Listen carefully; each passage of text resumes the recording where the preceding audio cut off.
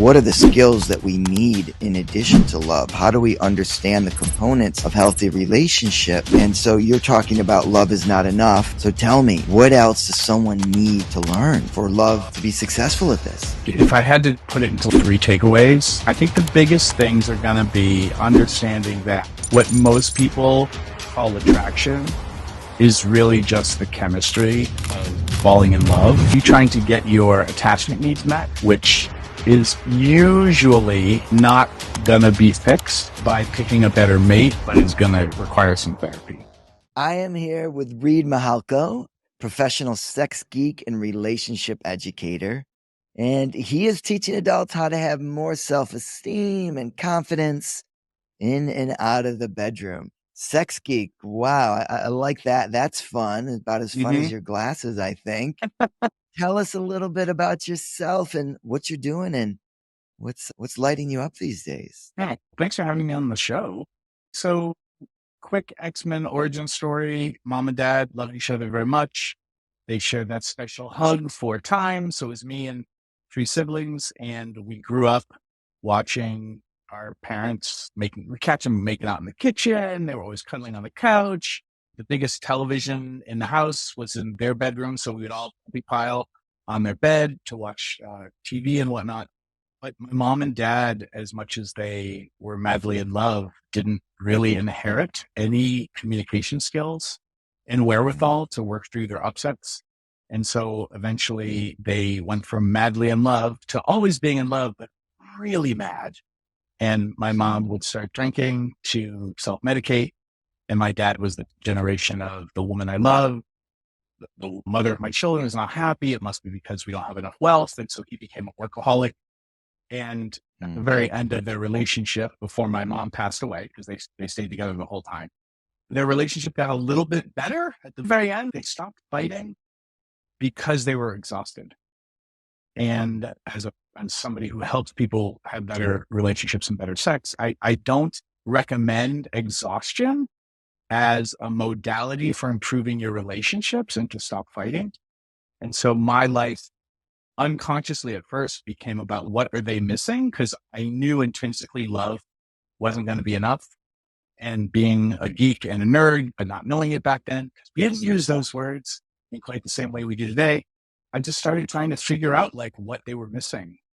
And was a bartender in Manhattan in the 90s. And so I had cultural license to ask everybody how their sex lives are and how's dating going. And it was more field work that I didn't realize was happening until many years later. Some producers on a soap opera that I was on, because I was an actor back then, as you are if you're a bartender in New York City. Some producers pulled me aside and said, we really think you should charge money for your advice because your name came up in our meeting today in production. And we all agree, you give better relationship advice than our therapists.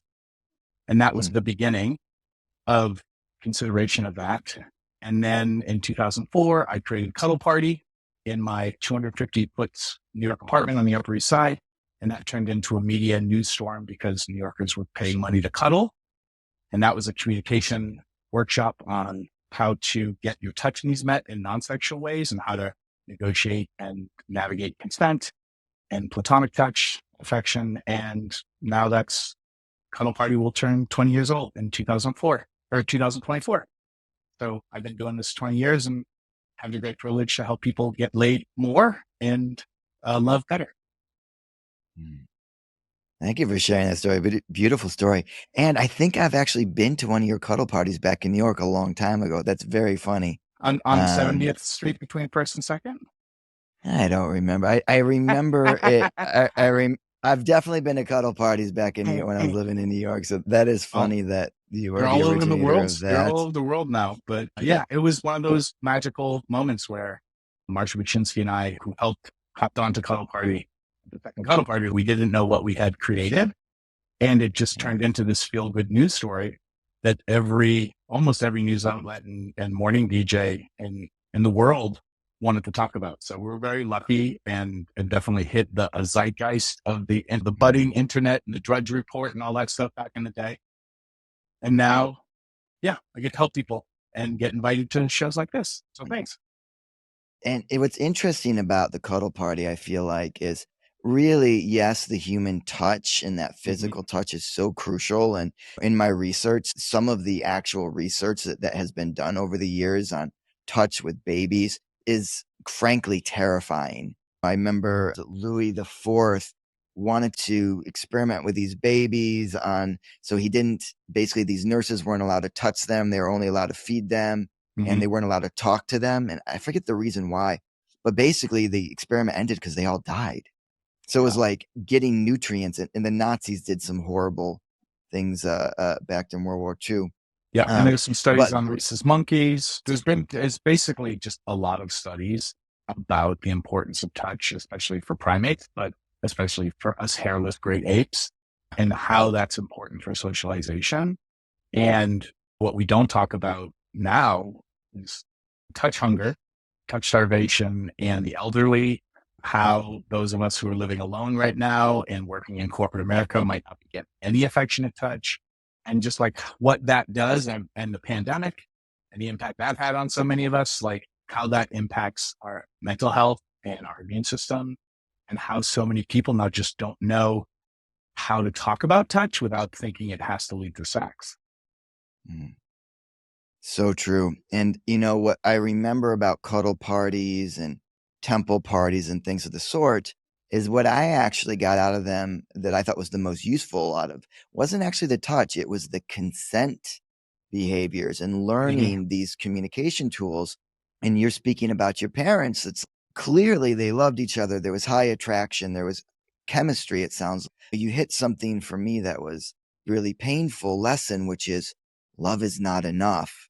And that set me on my quest of, okay, what skills do we need? And that's part of what my book is about is what are the skills that we need in addition to love? How do we understand the components of healthy relationships? And so you're talking about love is not enough. So tell me, what else does someone need to learn for love to be successful at this?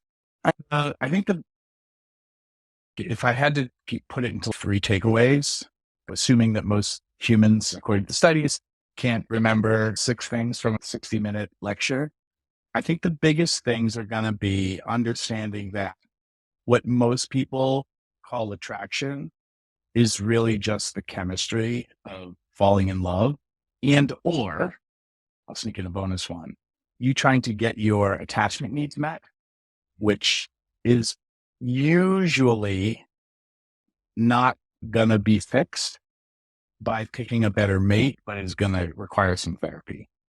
So that I would say is one thing to think about. The other thing that I think is really challenging these days is a lot of the relationship advice is it's antiquated and it hasn't really been updated. And even for me, because I identify as a queer polyamorous slut, like unless your self-expression is truly you're masculine, you're feminine, and polarity works really well for you. Unless you're just born and raised and that is your sweet spot. Um, most advice is gendered in such a way that you need to be able to deconstruct it to actually be able to relate with people rather than running social scripts. And that's really deep work if you haven't gotten bitten by the deconstructionist bug and start like taking everything apart like it's a set of Legos and then figuring how to reassemble it for yourself as an act of reclamation. And so a lot of my work, when I talk about romance, when I talk about relating, like I'm not talking about masculine and feminine. Like even when I'm teaching in the Tantra world, like I don't, it's all resonance for me. And energy isn't necessarily masculine or feminine because for me, it's a big color wheel. And it's not even a color wheel, it's like a sphere. So it's a three dimensional thing. And then a lot of what it starts to boil down to is once you can figure out how to deconstruct and put something back together so that you own it, once you can start to do that, then really relationships become about self-expression as a means of creating attraction. And that can include polarity. But I think too many people are using advice actually outdated. And until you deconstruct the frameworks, what's happening is you're using old advice and working harder trying to get a better result when something's somewhat outdated. I think that's it. Yes, thank you. There was some really beautiful visuals in there, especially on the idea of this color wheel being three-dimensional. I would like to talk a little bit about the polarity aspect. And in a lot of the world, we say masculine, feminine energy, even though that doesn't necessarily relate to a male or female. I've actually been using a little bit more of the yin and yang to degenderize it, Mm-hmm. but it's not as well known, essentially. So I'm happy to talk about masculine and feminine energy. So, one thing that seems that in a lot of these interviews and research that I'm finding is a lot of these experts are talking about that you need to have a certain amount of polarity to have a healthy relationship. And the reason for that is, and then I'll let you comment on this and get your opinion. I love it, is when we have someone that are very similar polarities, have, let's say, very feminine flow, they're not as very feminine flow, someone's not really taking the reins as much, etc., that things don't really, the attraction actually isn't as high and the chemistry isn't as high, and part of chemistry is just the polarity and not as even as much hormones. It's like this, if someone's very masculine and someone's very feminine, they're like, oh, there's a strong attraction to that. And this is not a science, and it's hard to measure all these things. And like you said, this might be outdated or antiquated. So let's hear your opinions on this polarity and how it relates to attraction in healthy relationships.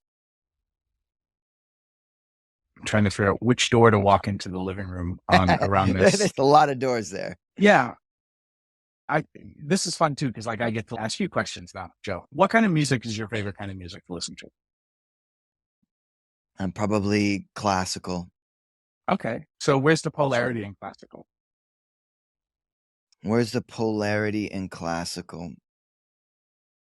It's a good question. I don't know if I've ever thought about polarity in enjoying music, but probably it's calming when my mind is racing. So the polarity is probably, actually, it's probably not polarity, because classical tends to be it's a good mix of heady and also heart oriented, like feeling. But to answer that question, I don't know. It doesn't sound all that relevant. Mm-hmm. So I'm going to posit that for a lot of people, and I'll speak for American culture because this might not track for other cultures, no matter how many conversations I've had with people from other parts of the world. But the idea that we were taught that attraction is about polarity and that there has to be a push and a pull. And while I won't argue the push and the pull part, the thing for me as somebody who had to deconstruct that I'm not monogamous, that as a slut, I will almost consider sleeping with anyone if I think this might be fun. And that fun can include a certain kind of polarity, but it can include so many other things. And that culture has so loaded what roles we're supposed to play, and that we're supposed to play these roles to be good at a certain thing. And so for me, my struggle as somebody who is very good at monogamy, it didn't make me happy. And so I'm going to beat the music analogy to death for a second. It was like I got raised in conservatory and I was good at classical music, but my roommate loved classical music. And then I thought I was broken for not loving Chopin or Mozart or whomever as much as my roommate got off on. And me thinking I was broken and that I wouldn't be a good musician. This is the analogy, because I suck at music, by the way, if anyone ever asks. But the idea was like, so I think I'm broken. I think I'll never be good at relationships. And then in my like distraught feels, I go wandering off campus one night down an alleyway and I hear music I've never heard before. And I step into my first jazz bar.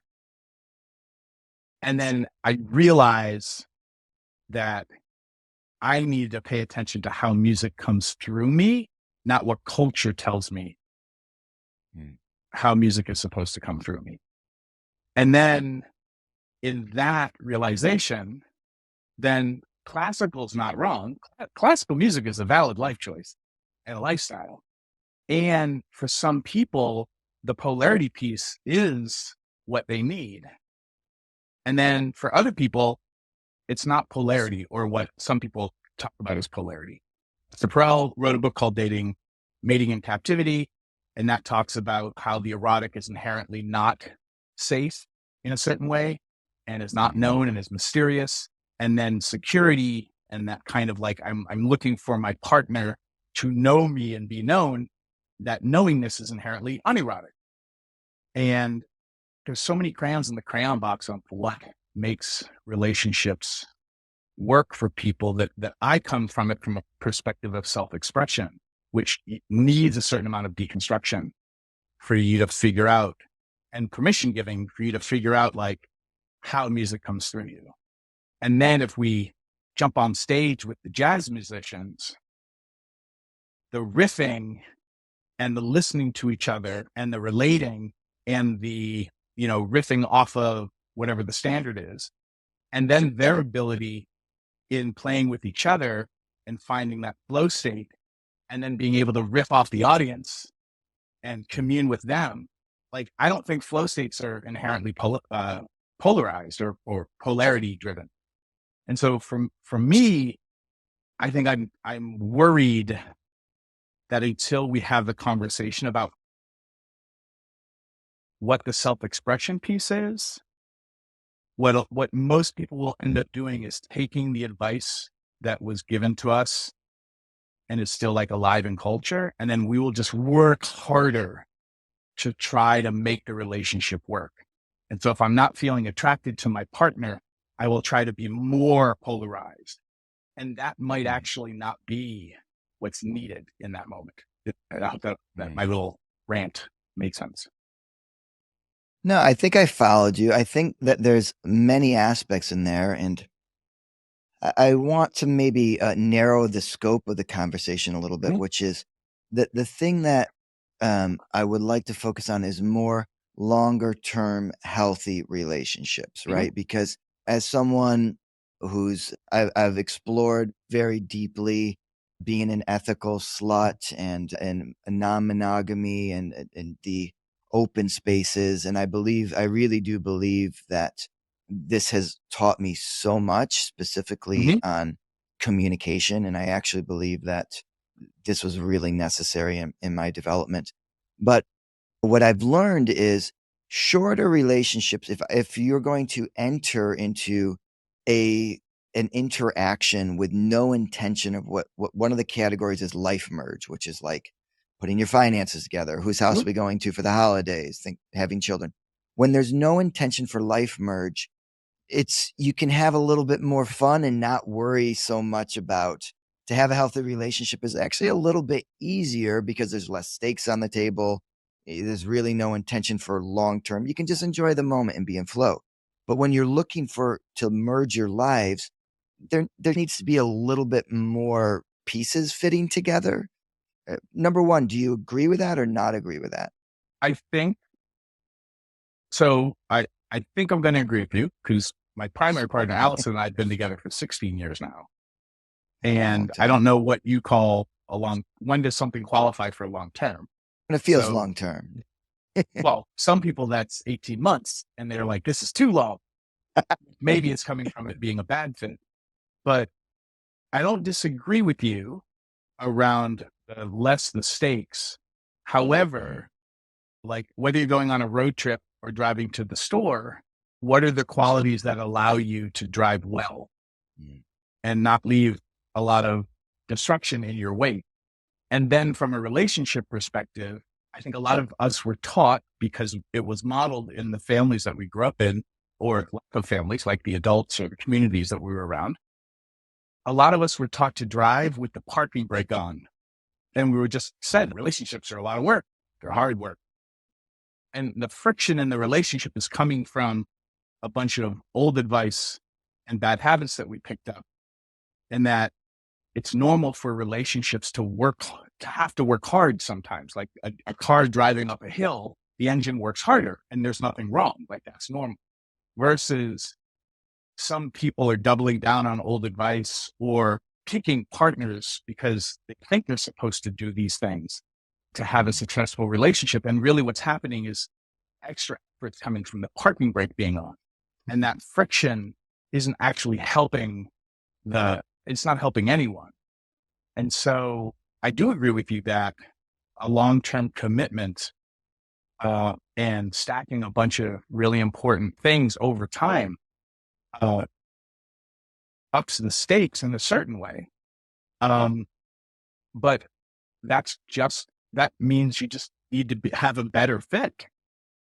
And so I don't think people are really thinking about or taught how to figure out like who their species is. Like I have a phrase called dating your species. And again, like this doesn't mean if you're monogamous and want to have kids and you want to go to church every Sunday, that's great. Be that. But why are you dating the queer polyamorous slut who doesn't want kids? Like, why are you even going on a second date? And there are those questions. And then when you get caught up in attraction and you have attachment style stuff coming up, or you feel like you go to Burning Man, you meet your soulmate, only to discover 10 months later after you moved cross country or across the world that they're actually a stand-in for your mom and dad issues and you're trying to get a different result. Like, I think cracking that stuff and untangling that can help, because then when you really figure out who you are or who you are right now, you know, you had this wonderful journey through non-monogamy, got all these skills. I mean, it's hard enough to love yourself. Some of us want to love 5 or 6 people. So maybe that's like a little PhD master's program. But if somebody tries a bunch of stuff and then figures out what they really want out of life, that's wonderful. And to make relationships last over time when duration isn't actually the point. Because for me, when I'm talking about dating your species and just talking about relationships in general, it's not duration, it's depth. And are you having the conversations? And again, this is all my opinion. I may not know anything, but like when you have the conversations you think will ruin the relationship, and you have the skills to work through those conversations, and you still want to be together and in healthy ways, like you decide, no, we can work through this and come to this other place where it's not really a compromise, because it's really who we want to be and we want to be together. That's the stuff. Those are the tools my mom and dad didn't get. And that's where so much of the smell of burning rubber because the parking brake was on and they were just gunning the engine like that. So much of their friction was that they couldn't actually talk about the stuff that was scaring them. And I grew up in New England, so it was like, you just didn't talk about stuff. There was so many elephants in the room at dinner time. Thank you, Rita. I think there was a lot of real beautiful gold in there. You keep referring to this parking brake. Let's get it out there. And I would love for you to say, what are some of the things that you feel are antiquated or these programmings that are not serving the Homo sapiens? What did you call them? The hairless gray monkeys? The hairless great apes. The hairless great apes. What is not serving us at the moment? What do we need to rip out of these ideals that have been instilled in us? If I was going to boil it down, and being a geek and a nerd, there's a Venn diagram for this. It's called the Venn diagram of misery.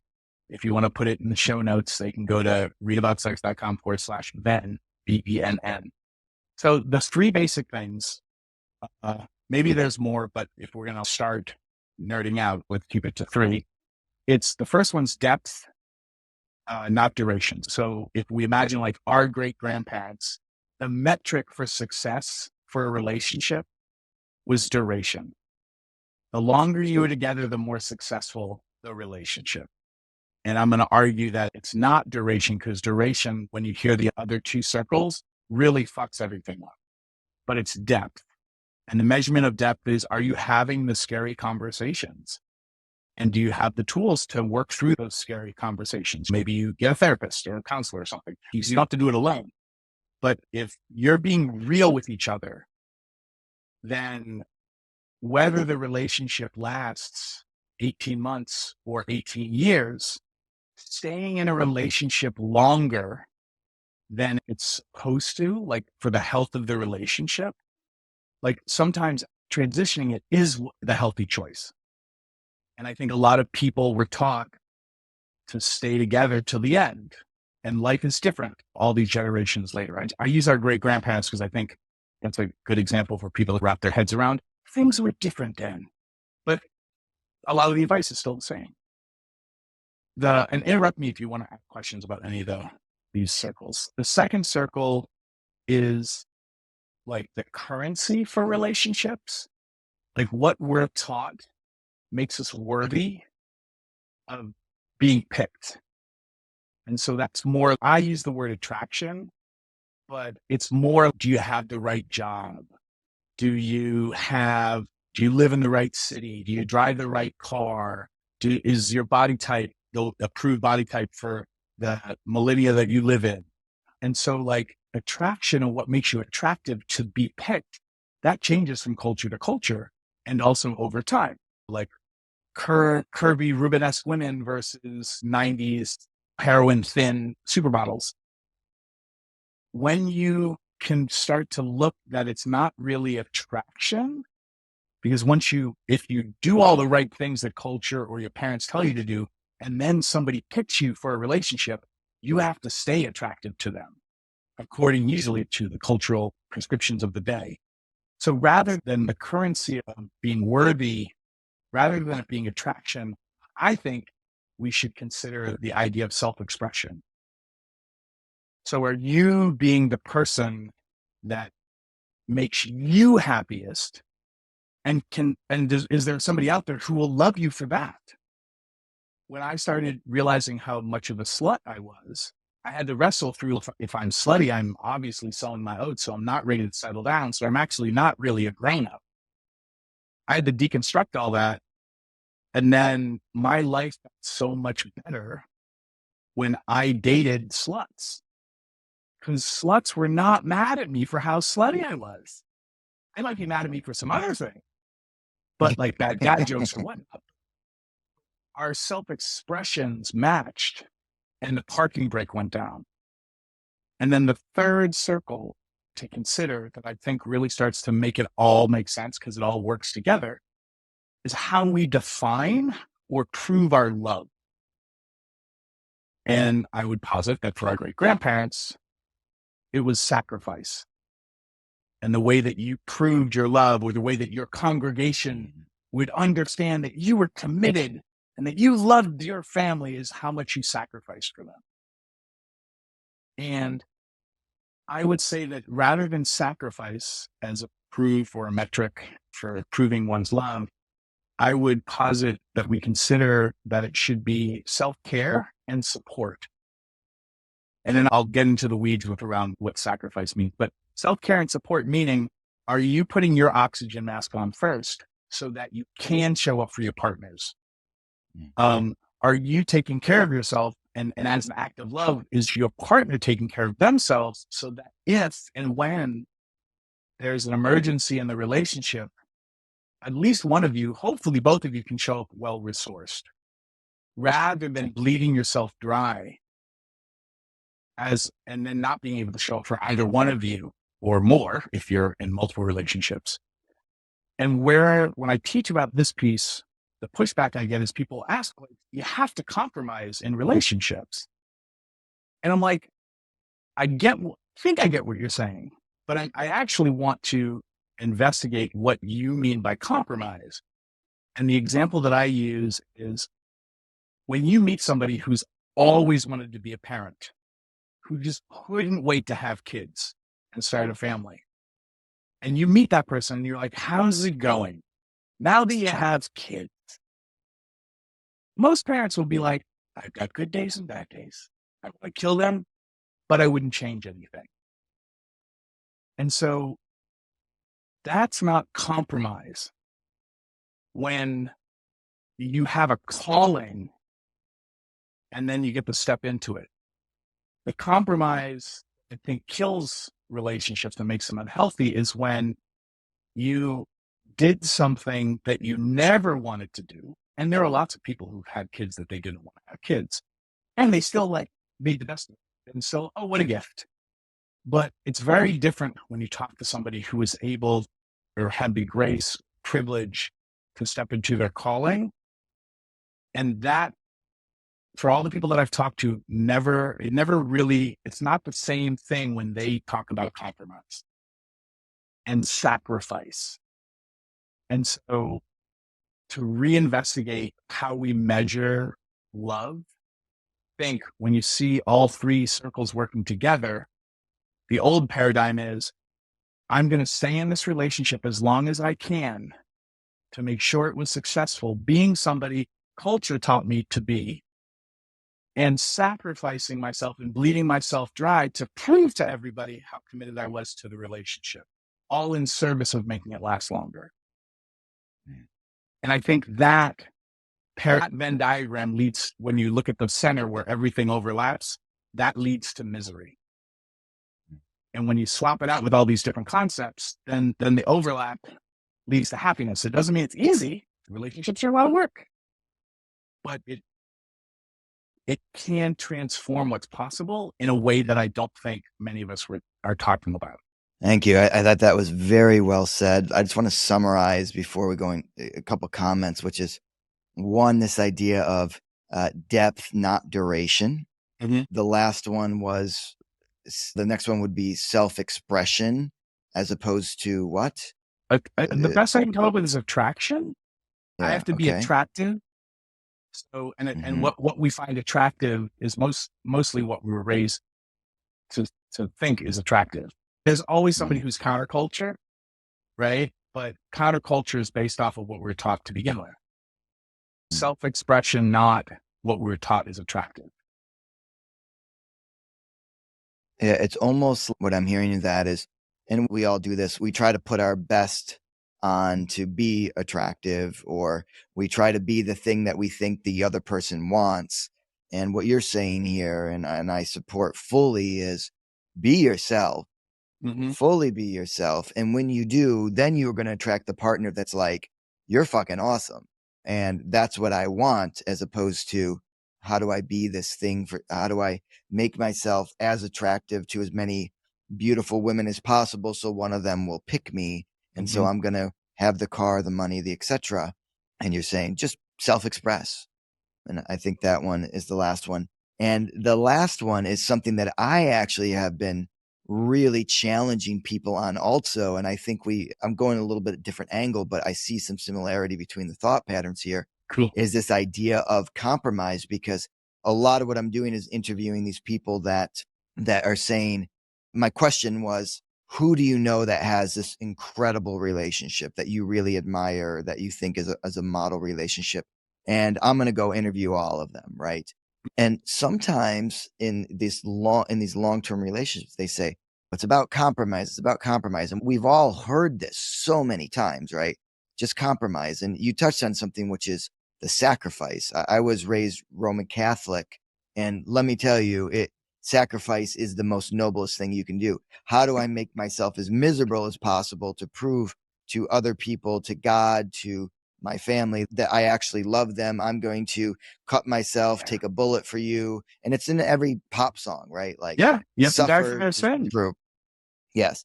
And my challenge in that, and I do believe that there is a certain amount of compromise, but I think it's a different type of compromise than what I think we're a lot of times taught. And maybe in some of these men are from Mars, women are from Venus type thought processes, which is a simple example.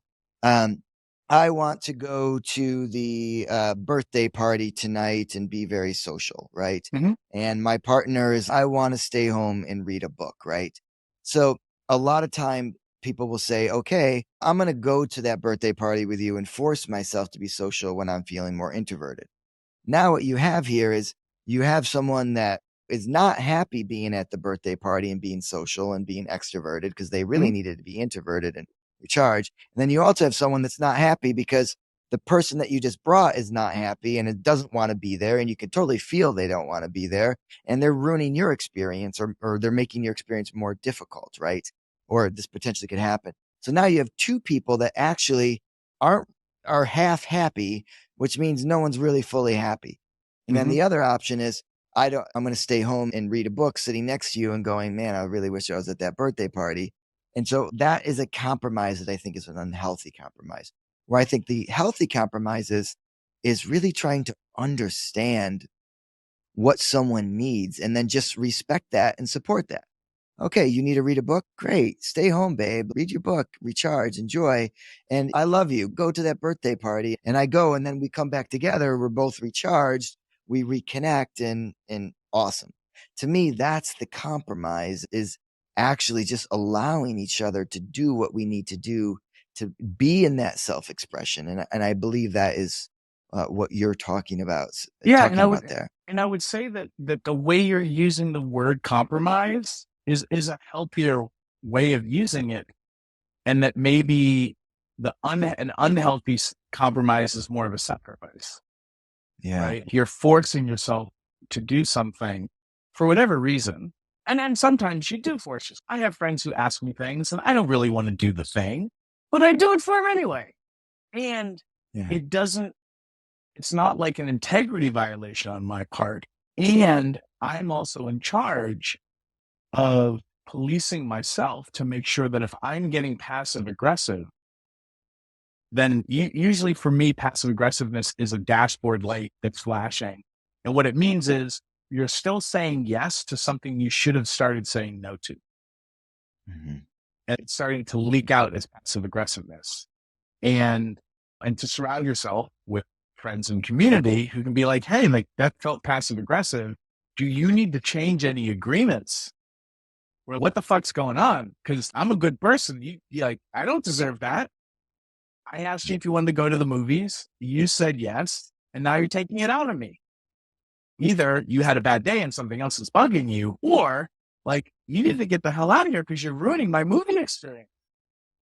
And those things, like, but that's like a level of vulnerability and trust that a lot of us won't do because we were taught for whatever reason, like you make a decision and then the only integrity is to stick it out to the end, or you could never be a burden and then tell you, change your mind because then you're unreliable to your friends.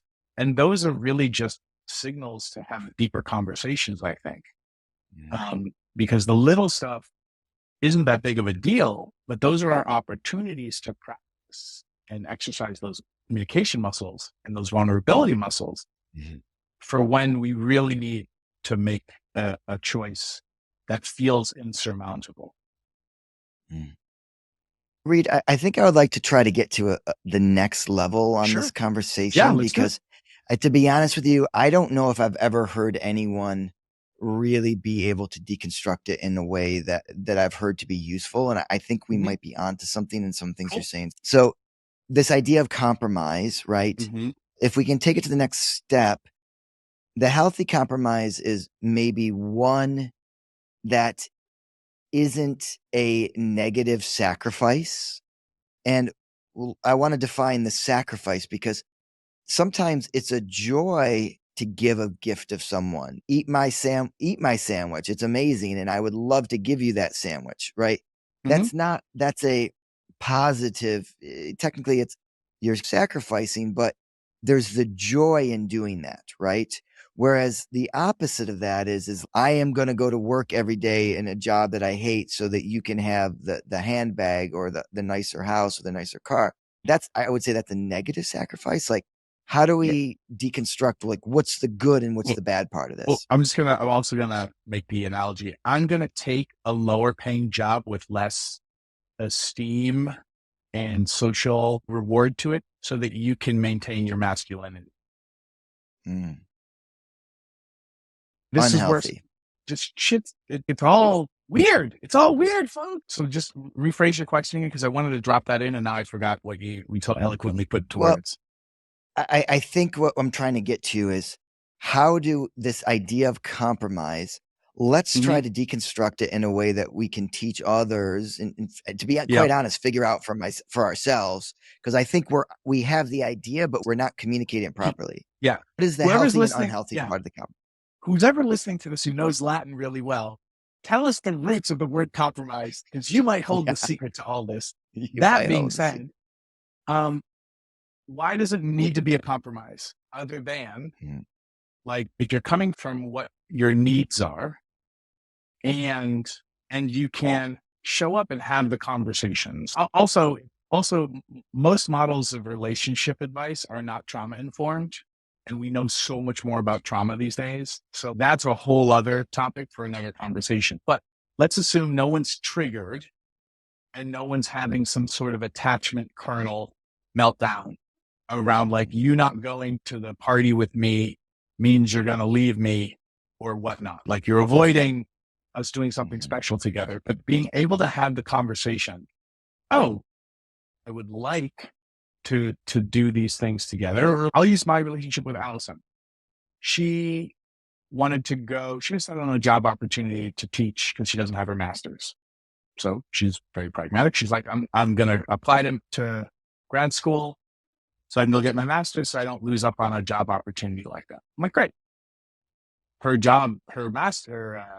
grad school is in Southern California. We own a house in Portland, Oregon. I have lived in California and I do not want to live in the Inland Empire ever. And it's a 2-year program. And so she's like, I'm going to go to this grad school. I'm like, great. We should have a conversation about you going to grad school because I don't automatically want to follow you. And so we had those conversations.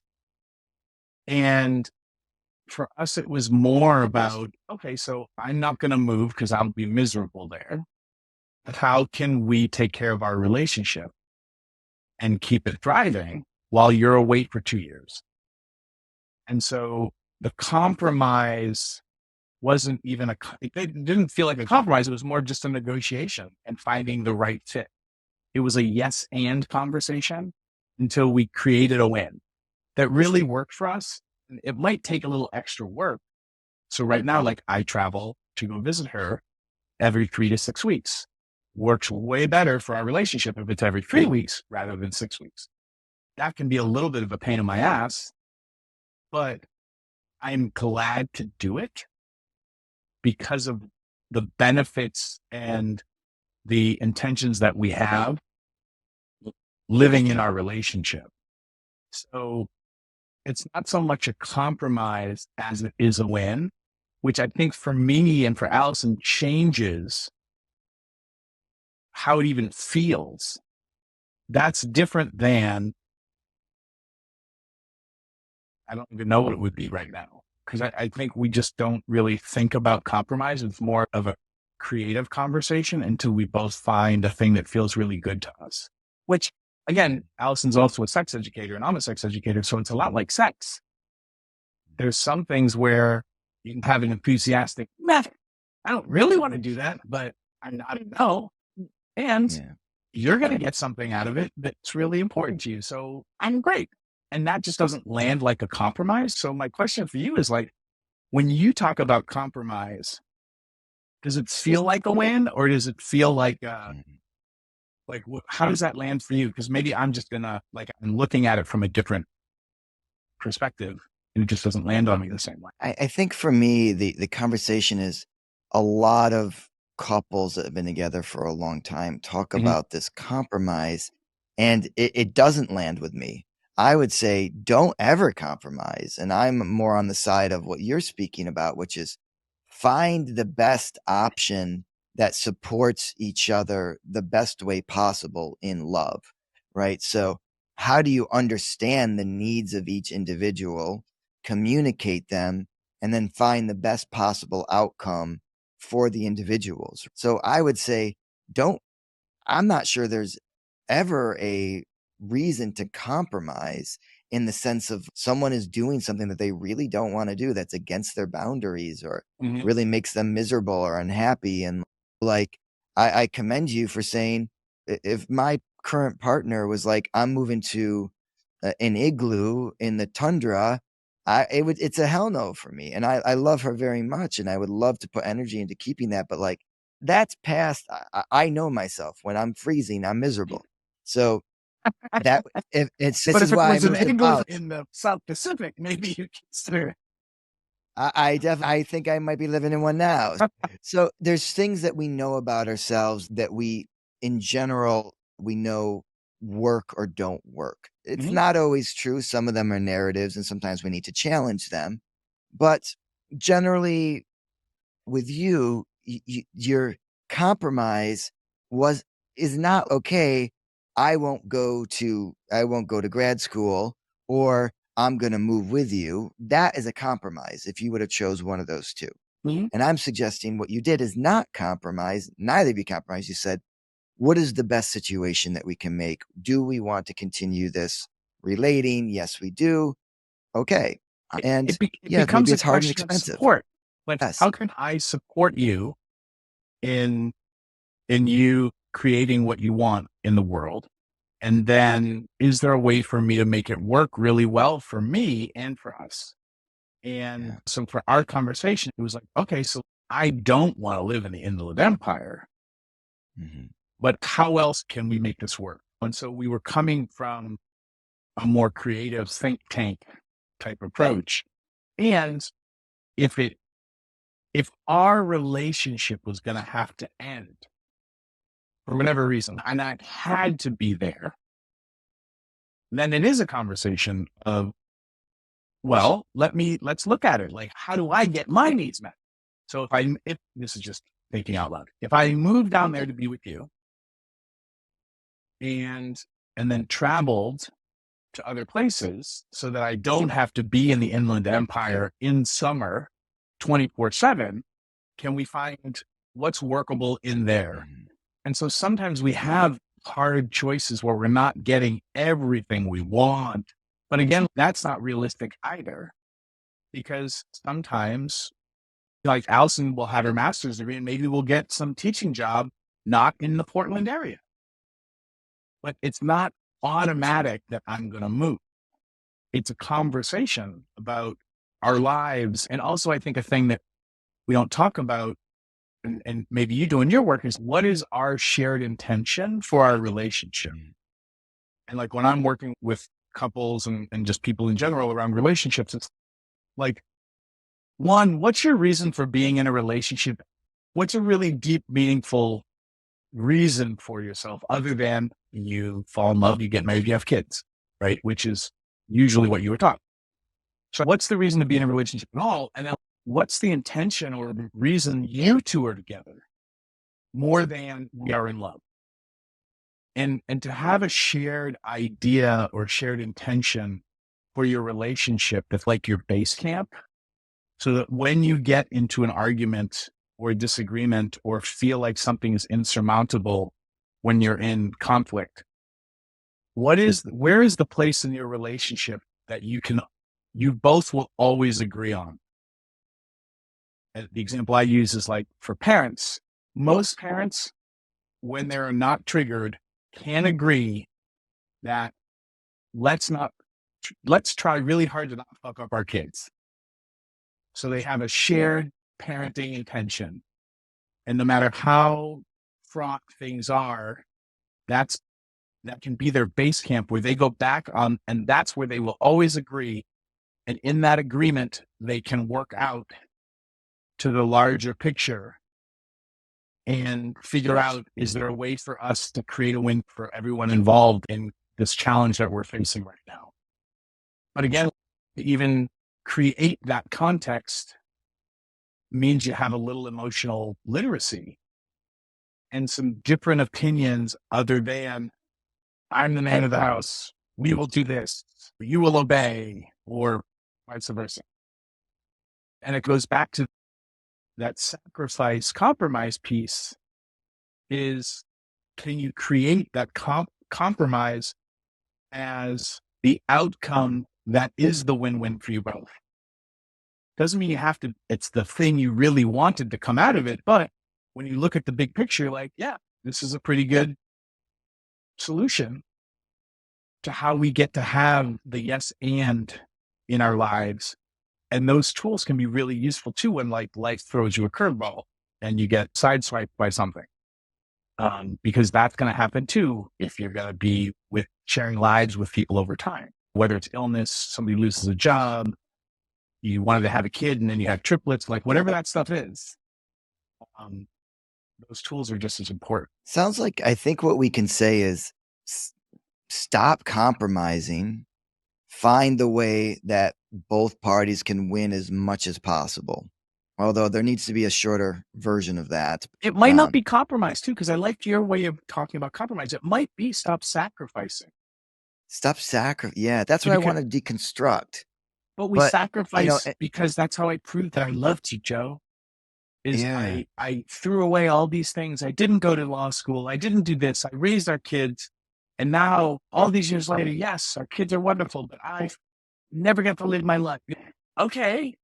yeah, If anyone's listening don't to do this and they that. feel like, yeah, but then there's somebody listening to this who already did all that thing. And now we're not saying you're Yeah, wrong, people. It's okay. But what can you create now with each other? And also, after listening to this podcast, just don't walk into the next room and break up your partner. Okay? have a Don't, like, conversation. pump Yeah, the have a brakes, everyone. conversation.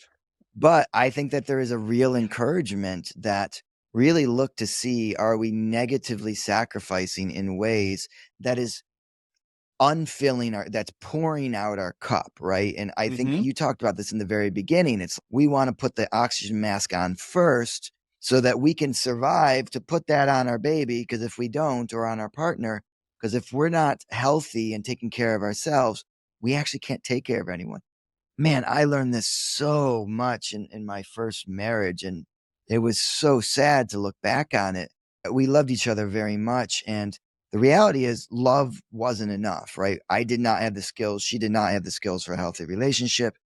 And I kept sacrificing things. I sacrificed my business, my communities. And if she got upset with a certain friend, I would cut out that friend. And at the end, man, I was just an empty shell of myself, and she was too. It was both of us, right? Yeah. We're encouraging people not to make sacrificial compromises, Yep. but really look for the best win for both parties. And we might even say, what is the most happiness or the most joy that can be created from that situation? And we do that using communication techniques and having those hard conversations. And I even remember seeing in one of your posts, I think you even have a formula for the hard conversations. Yeah, the difficult conversation formula, which I created, I don't know how many years ago now, more than 10.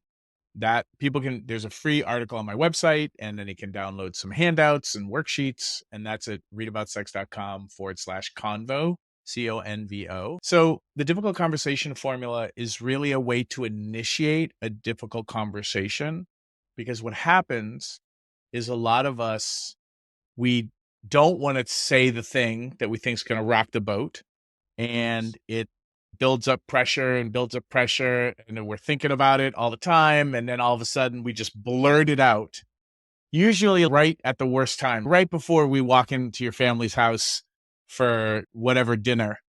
And if we understand that most people do not handle surprise and new information well, especially when it might land on them as negative about the relationship, then the question is, how can I stack the odds in our favor to give you new information about something that's difficult for me to talk about? And the way the difficult conversation formula works is when you do the worksheet, it helps you get clarity, and then you deliver to the person. First, you ask, there's something I want to talk to you about? Is now a good time? Understanding that most people think they're in trouble immediately. Like, you never got called down to the principal's office to be awarded some magnificent prize. It was always because you're in trouble. So hey, there's something crunchy for me that I need to talk to you about. Is now a good time? And if they say yes, the way the formula is set up is you share with them a couple of reasons why this is difficult for you to share. Like your top 3 reasons why this is crunchy and it's been hard for you to share. And then you share 2 or 3 reasons for what you'd like to get out of having this difficult conversation, like initiating this. I'm telling you this because I'm afraid you think I've been withholding information from you, and I'm trying to sabotage our relationship, and that you'll never trust me again. What I'd like to have happen is that you understand that it took me a while to think about what was actually bothering me, And that when I get clarity about what's bothering me, I'm always going to bring it to you, even when I'm scared. And what I'd like to tell you that I haven't been telling you is blank. And I recommend you tell them whatever you can write on a Post-it note with a regular size Sharpie. This is called the Post-it note test. Because what ends up happening is people get nervous and then they tell you an 8 to 18-minute story, and you're sitting there trying to figure out what's the point. Yeah. And really what I need to tell you is I need to initiate this difficult conversation by giving you 2 or 3 sentences about what I need to talk to you about more. And what those 3 steps does is it gives people context for what's happening and then clarity on what's the thing you really need to talk about. And then you ask them, would you like to respond? Would you like to think about what I just said? Schedule a time for us to talk more in depth. And you give them choice at the end for what happens next. When you can practice this in a relationship and then you start to have good results from it, you can actually change it's a relief that your partner's coming to you to tell you something. But until you've had a couple of difficult conversations go well, it will always land on somebody as scary until you can re-anchor that having difficult conversations and being able to get through them usually leads to more relief and better connection. Mm. Thank you for that. Yeah, I read through that online. I was like, this is a fantastic way to approach things and creating that container and that safety before the conversation. I really love you and I want to have this conversation because I want to have a deeper relationship, or I want to have deeper love, or I would love to love you more, or I would love to be understood more. Those are things that are easier to hear than and being very careful with the you statements and more of the I statements. Like, you did Yeah. this to me, and more like, I felt this way, right? That's the nonviolent communication techniques that Mm-hmm. I have found to be really useful So in helpful. So helpful. relationships. So Yeah. So helpful. helpful. So thank you for teaching people that. And Reid, thank you so much for your time. Really appreciate your perspective. There's some really interesting things there. I really appreciate this idea on this compromise versus this win. I think that's an important one. Mm-hmm. And if people want to learn more, you go to Reid About Sex on Instagram, REID. And from there, you can go to his link tree and find his website, download some super useful things, go to cuddle parties and even some play parties. It looks Yeah. like you're hosting too, if you really want to start exploring some of that Yeah. Yeah. And sexuality. anything under that umbrella, it's Read About Sex for a reason. And Reid, is there anything that you felt like you just are burning to say in closing, or anything that you haven't said that you feel is really crucial for people to hear? I would say with these kinds of conversations where we're really digging in and people might be listening who are looking for answers because their relationships feel really crunchy, don't keep learning and don't end the podcast and then walk into the next room and break up with your partner. And again, like there's a caveat to this. If you're in an abusive relationship and you feel like you're trying to find all the answers to make your relationship not abusive, I'm going to say go find a third party who's qualified to help you figure out how abusive your relationship is. But keep learning, keep using this information to inspire you to find out more information and tools. And the tools that I'm recommending might not be the right tools for you. So you're not broken if my Venn diagram of misery doesn't resonate for you. But use these thoughts and use these podcasts to continue searching for the tools that work for you, and then really integrate them and embrace them, and surround yourself with people who don't think you're bananas for wanting to have empowering, thriving relationships. It's a lot of work, but I think it's really worthwhile. And I wish everybody good luck on their journeys. Thank you, Reid. And remember, everybody, date your species. Thanks for being with us. Thanks, Joe. Bye, everyone.